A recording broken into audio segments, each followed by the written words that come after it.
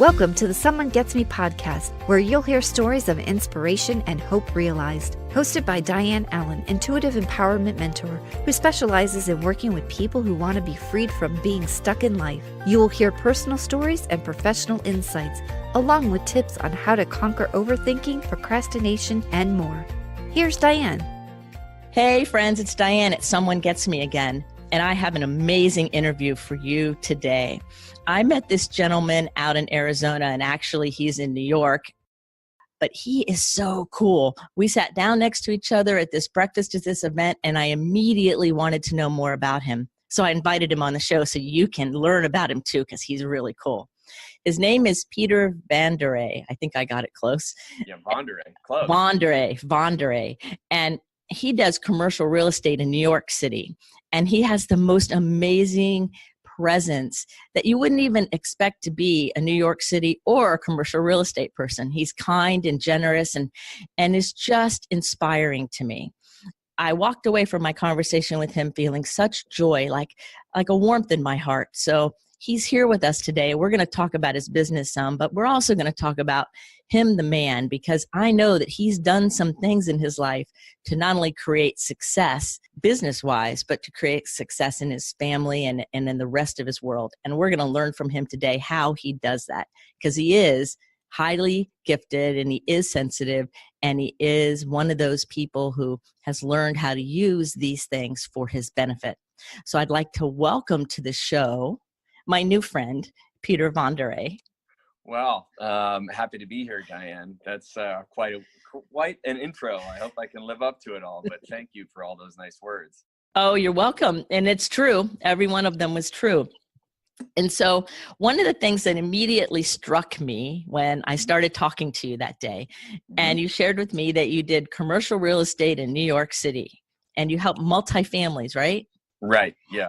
Apartment building owners. Apartment building owners. Could you share a little bit about what drew you to that? Like, there must be some kind of passion in some part of it. And I'm curious about how that has been for you, like your journey into this. Yeah. So it's funny that you asked that, because that is similar to a question that I ask to people who are interviewing for this industry. And, sometimes they'll interview to work with us.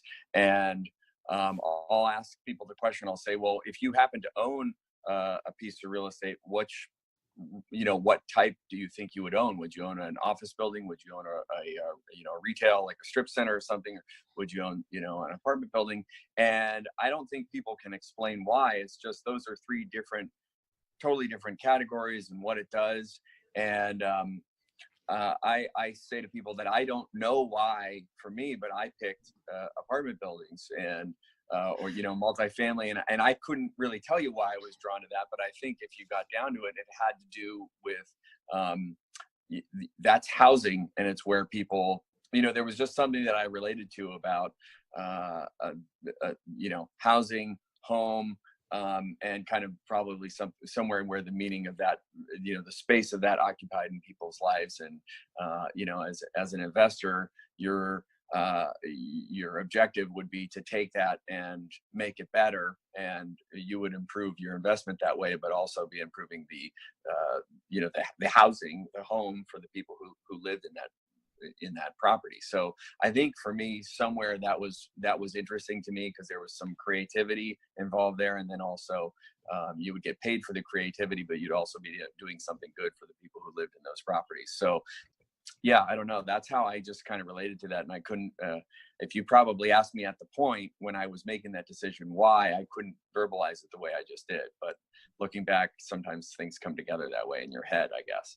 Well, that makes sense to me, because my feel when I was speaking to you was that whole idea of improving life and having things be better somehow, in the world in general. And so as you described that about you, that makes the decision of course that's why he did it, even if he didn't know, Right. Yeah. It aligns for me. And that's an interesting thing, because you are improving not only your life as the investor, but it's all the people who live there. Right. Well, I'm remembering one of the things we talked about we were at the Genius Network event, and part of is when you start working, and start an entrepreneurial career, you're looking to put food on the table, right? You're Right. looking to make it and get money coming in the door, and that really you're obsessed about that, because obviously nothing happens. It's not working if that's not there as a base. But at a certain point, you get to a different phase, which is trying to connect that with a why, or something that may give what you're working for and you're doing on a daily basis maybe a little more meaning. And Yes. that's kind of, I guess, what the connection was there between those two things. Yes, absolutely. The meaning is very important. Right. And I think then it keeps it feeds the continued success. It's like, yes, at first it's got to put food on the table. Then when you connect it to your meaning and your real calling, then it explodes both of them in a lot of ways, because you can't help but be successful when you're following that higher path. It doesn't matter. Yeah, right. And your motivation and just your overall enthusiasm for what you're doing goes up significantly when that's there, whether you know it or not. If that's not there, something's off, and you're not going to be as your day to day is not going to be anywhere near as enjoyable as it could be. Yeah, that's true. A lot of people tell me I'm just way too excited about what I do. And I'm like, well, it's not work to me. I am enthusiastic. It's a blast. I love it, Yeah. Yeah. That's the truth. My number one issue with the audience that's listening to us now all over the world is overthinking. Mm-hmm. Because you're a very smart man, and I know you deal with people who have high intelligence, and overthinking is a really big challenge sometimes. Do you ever struggle with that? I think everybody at a certain point really struggles with that. And the first part is kind of knowing or identifying when you're in that. And something that I came upon a couple of years ago, I just noticed when I was doing it, is whenever you start to do something new, or start a new venture, or you're going to change directions in a certain way. I think from the outside, when you look at other people who have made those moves or done something that you want to do, or they're successful in some area, it looks on the outside like it's coming very naturally. And I think by the time the public or the people in your industry, you see the people who are doing those type of things, it is very natural for them at that point. But if you went back to the first stages, it felt very unnatural.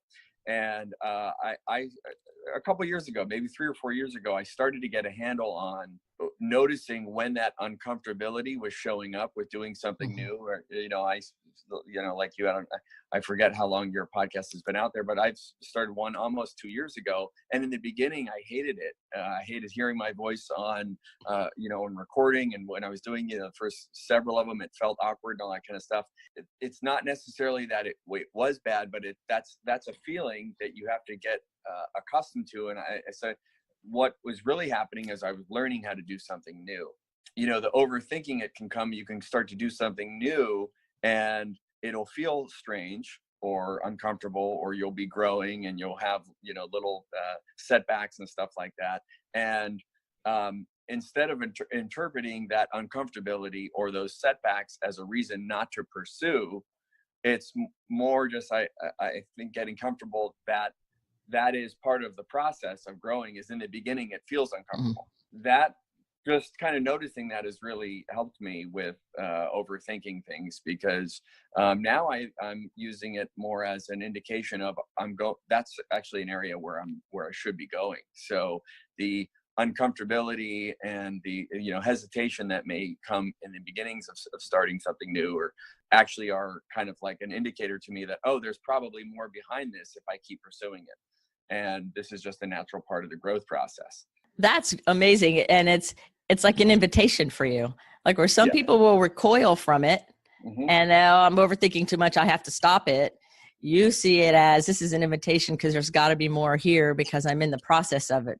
Right. Yeah. And I noticed this, once I started playing around with this concept, I noticed it with team members all the time. We'll talk about doing something new. And like, for example, I've had one particular team member who's a superstar, but when we talk about doing something new, the first thing that she'll bring up is the 5 reasons, the 5 challenges that we'll have, or the 5 things that, it potentially couldn't work. And we ended up starting to have a lot of conversations, and where initially that would come back to me and it would be, demotivating because I would come up with something new and then she would come up with, oh, well, here are the 5 reasons why it can't happen.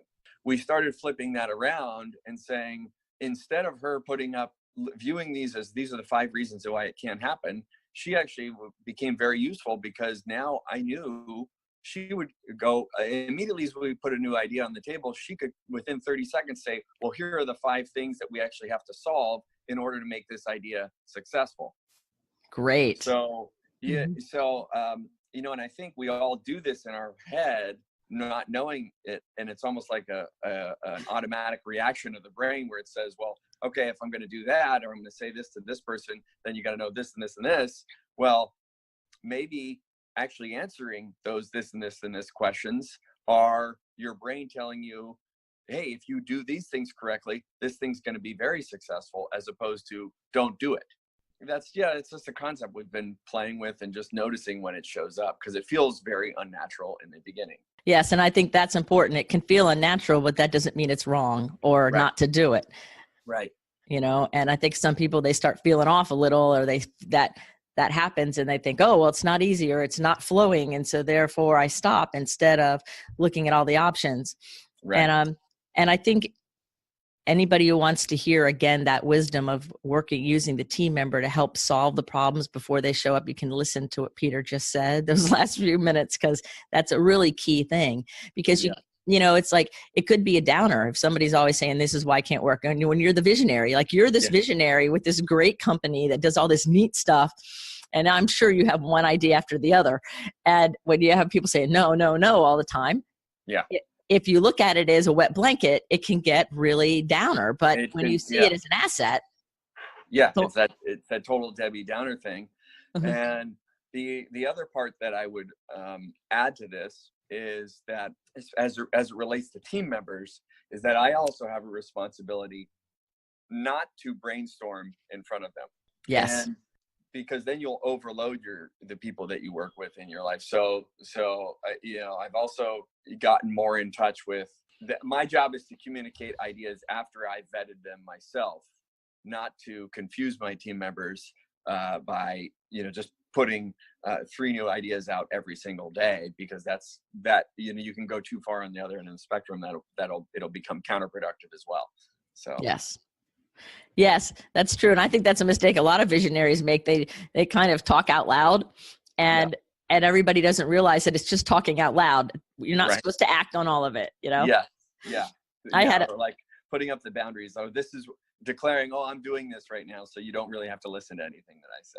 Yes. Right. Oh my, you just reminded me of one of the tacticians on a boat I used to race on, and he used to talk out loud the whole time, and we never knew what he wanted us to do or where the boat was going, because he was the one calling the shots as far as where we were going. We're just doing all the work. And it was always so confusing, because are you just talking out loud to yourself, or are you talking to us? Do you want us to do it, or is it just an idea? And with his inflection, none of us could ever tell. Like we never knew. And it was that was more stressful than anything else on the race course on that particular boat. And I had forgotten all about that guy till you just said that. I'm like, yeah, that's true. Yeah. 100%. Yeah. And especially when you have a team members, because they want to do well and they want to please you and they want to be successful. So, you don't want to feed them things that they don't really need to think about. Right. Yeah. Yeah. So that concept goes both ways. Yes. So how do you handle misunderstandings or not being understood? Like if you communicate a vision or an idea and you look at your team and that you get that like glassy eyed look like, well, we get it, but not really. Like what are some things that you do that help build better communication and kind of keep understandings and or misunderstandings at a minimum? Yeah, that's something that come up. There's been two things that I've done recently that we do to try to address that. And one is, and I think we talked about this a little bit the weekend that we were there, or I heard it come up in one of the conversations I was having with someone, is that it's very hard for people to act unless they know the why they're acting. So if we're trying to put a new process together or take on a new initiative, not everyone in the team necessarily is clear as to what the why is and how the why relates to what our overall goal is for that year or for the team or our 10-year goal or whatever, something like that. So one is I've become a lot better at tying what we're doing on a day-to-day basis or a project by project basis to how it relates to the whole. Because if you have different team members who are working in different parts of the group, sometimes they can feel disconnected. And if they're disconnected, that's gonna be an impediment to having things move smoothly. The other is I will try to get some early feedback and create consensus with non-pressure one-on-one conversations before we do something, before we make a bigger announcement, and just try to get the feedback. And it's kind of like when you're having a conversation with someone and your body gives you feedback, sensations in your body give you feedback of what they're saying or where the conversation is going before your mind catches up to it. And so I will try to get some feedback, because the people that you work with often are going to be smarter than you about some of the intricacies of what's really happening, or the cross currents with people and how they are working together. They're going to know more than you. And so I will try to, get a little bit of non-pressure one-on-one feedback as we start to do something, maybe a week or two before, and that'll help me adjust how we deliver things, how we deliver the message, and also if we need to alter what we're doing a little bit.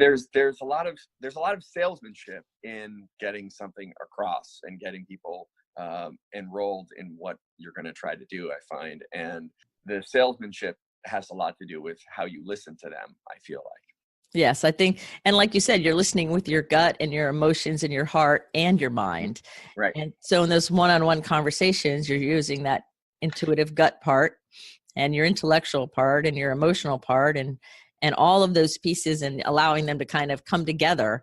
And it's in that coming together that you get a more authentic and honest read of how to act next, what to do next, whether you need to alter it or how to deliver it, right. Whatever it is. And I think that that's really key, because I think so many people just, we're taught in this country to live from our neck up, and just think our way through, especially men, especially business people, like only think, but never use your heart or your gut. And I think that you using your heart and your gut with your intellect is like a secret sauce in a lot of ways for a visionary, like you are. Yeah. Well, we have this phrase. I mean, everyone knows, like, the stereotypical real estate broker has 3 mouths and 1 ear, and like their mouth is going crazy the whole time and they're not hearing anything with most people in their life. And so that's like something that we'll joke around. That'll be like a joke that we'll say around here. We want to be the opposite of that. And the 2 ears and 1 mouth are there. There's a symbolic reason for that. And I try to really push that out, whether we're talking to each other or with other people in the marketplace, is that you'll pick up a lot more by just listening than you will by putting it out there, forcing something down someone's throat. So. Yes, exactly. And that was one of the things I was most impressed by you when I met you. I'm like, you are not the typical real estate yap kind of guy. It was like this nice, easy, flowy dialogue and I was like, wow, this is really nice. It was refreshing, Oh, it's hilarious. What kinds of things do you enjoy for fun? You have a pressure job. So what do you do like to de-pressure and have fun out there in the world? So to have fun. So I would say probably the number one thing that I spend time on after work is I'm a father of 4 boys. So I have my oldest is 12 and my youngest is 3. So I have a lot of fun with them, and that's a pretty, we're still at the bottom end with swing sets, and at the top end we're, into multiple sports at a time. So that is probably, I have a lot of fun doing a whole host of activities that keep me very, very busy with that.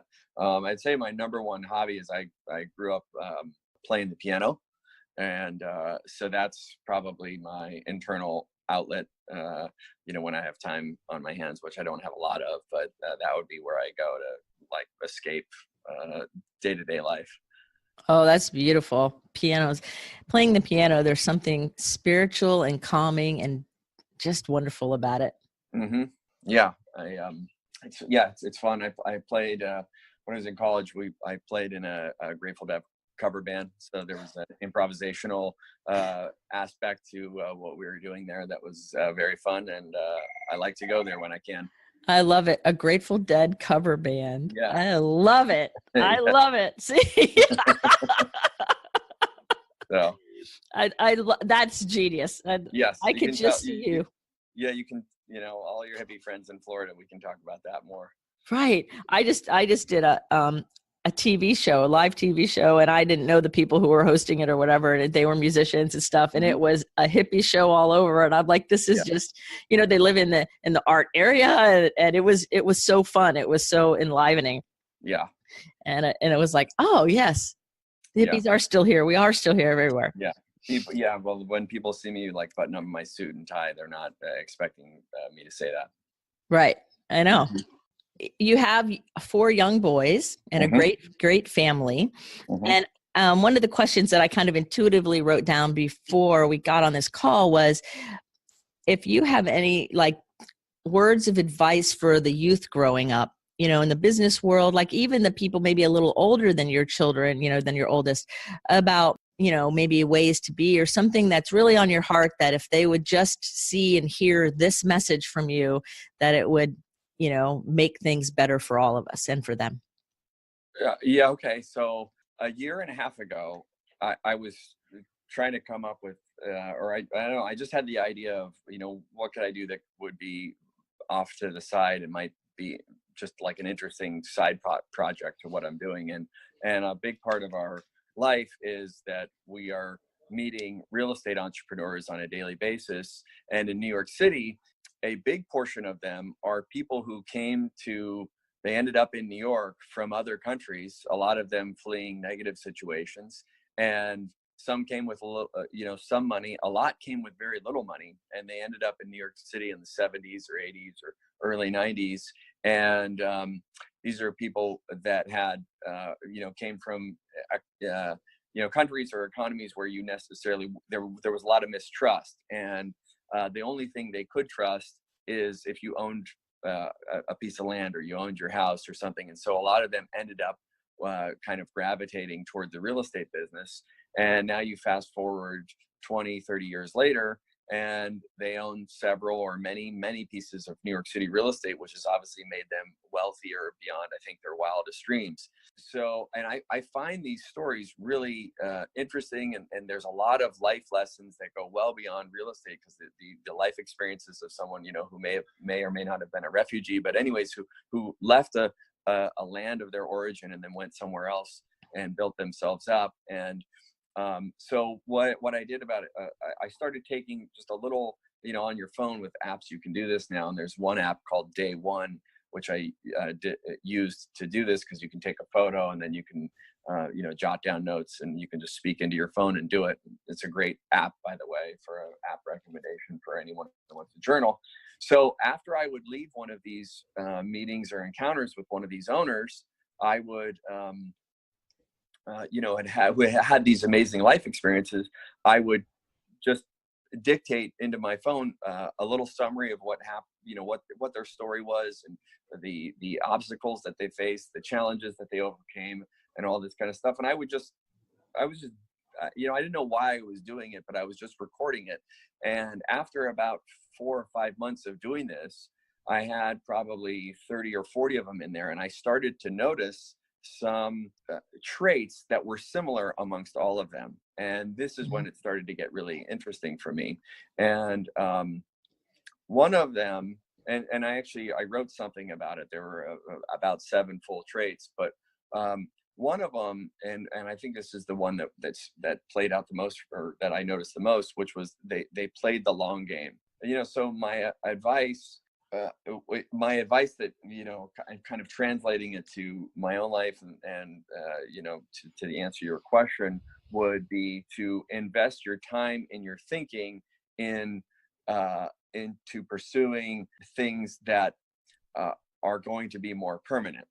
And our whole world is flashing all this stuff where you're at us so many times a day, where you are you're chasing something that may not be here a week from now, or 3 months from now, or even a year from now. And I think being able to see the underlying themes that are occurring in your life or in your industry or in your personal life, and looking at those from a higher level and investing in those areas. I think that's what came up from, what these people that I've met that have had great lives, and that's really impacted my thinking a little bit.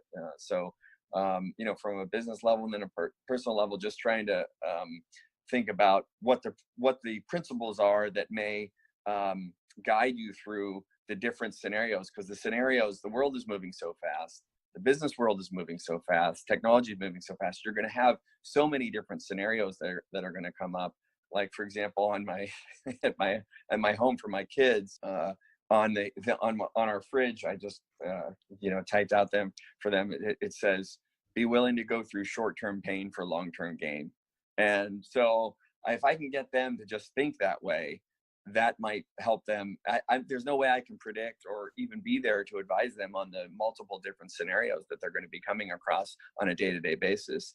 And, even for my, sixth grader, the world as a sixth grader is so much more complicated than it was for when I was going to school now. But if you can start thinking, okay, am I going to do this? Because a lot of times those are exact opposites. The short-term benefit will actually end up being a long-term detriment.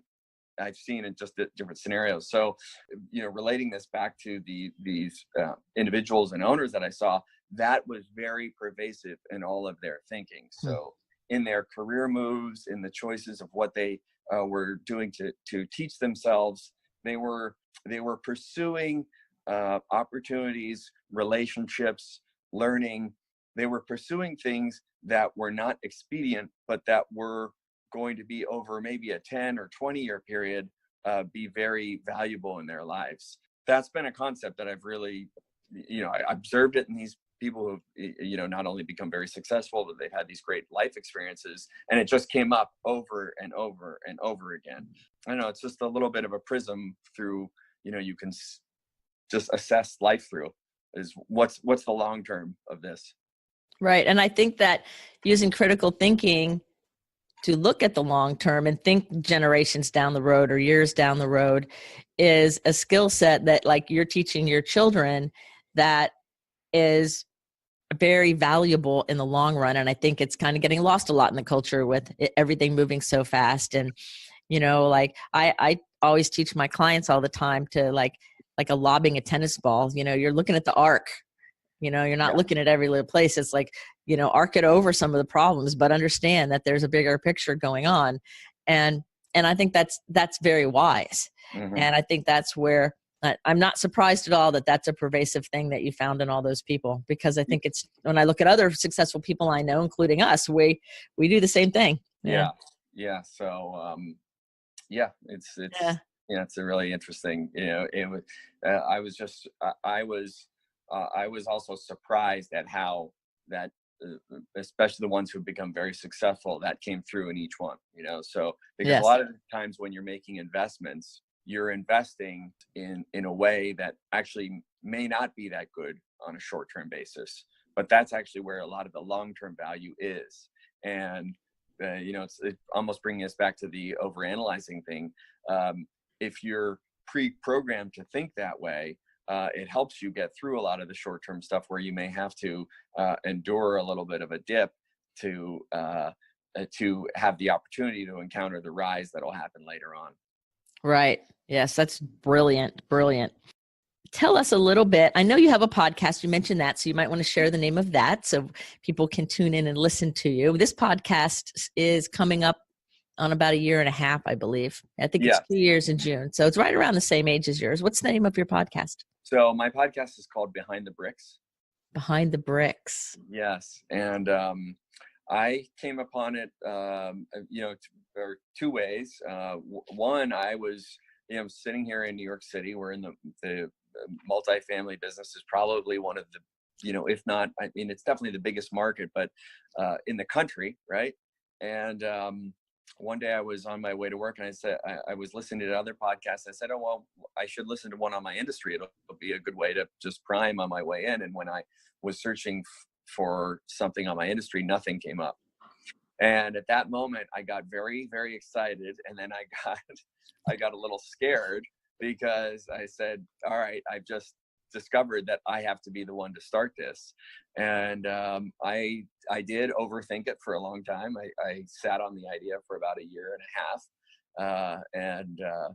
and then finally did it. And as part of the content, the idea was, I would, as I just said, I would sit in these conversations and hear these great stories, and a lot of wisdom was being passed down. And I said that, not only do I enjoy this a lot, but there's a lot of other people who could get a lot of value from this. And it would just be another fun way to engage in my industry. So that's how it all kind of came about. That's great. And so you overcame the overthinking and finally pulled the trigger and did it and handled the learning curve. And now you're serving your industry with all this wisdom and these stories and this knowledge that otherwise would be a dead zone, a silent zone. Yes. Yeah, 100%. And even in that whole story, there's probably people who just thought, oh, I had the idea and I put it to use. I acted on it right away, and it's just not the case. I deliberated about it and said, yes, no, oh, I shouldn't do it. And blah, blah. I went through all of that type of thought for a long time, a year or so. So. Yeah, I think that's so true. People look at, anything anyone's doing and think that, oh, you just thought about it yesterday and now we're done and here we are. And that's not how it works. There's a lot more that goes in, especially if you're going to do something on purpose, with a purpose where, there's really a mission, there's really a why, there's really a care about it. There's a lot more that goes on in our own head, our vision and everything, Yeah. Dealing with the demons, the demons in your head. Yes, I call them the committee, and sometimes I call them the peanut gallery. Like, all right, y'all, stop. Right. But it's true sometimes. So how do you handle stress? How do I handle stress? I meditate. So it ends up happening about 5 days a week. So I do have a commute that gives me time to meditate. I do TM meditation, which you probably are aware of. And I've been doing that for several years, and I find that is very, very, very helpful. Actually, it's probably my number one thing to relieve the stress. Yes. Especially TM meditation is one of the better styles of meditation for stress relief. And just about everybody I work with that really needs to handle stress a lot.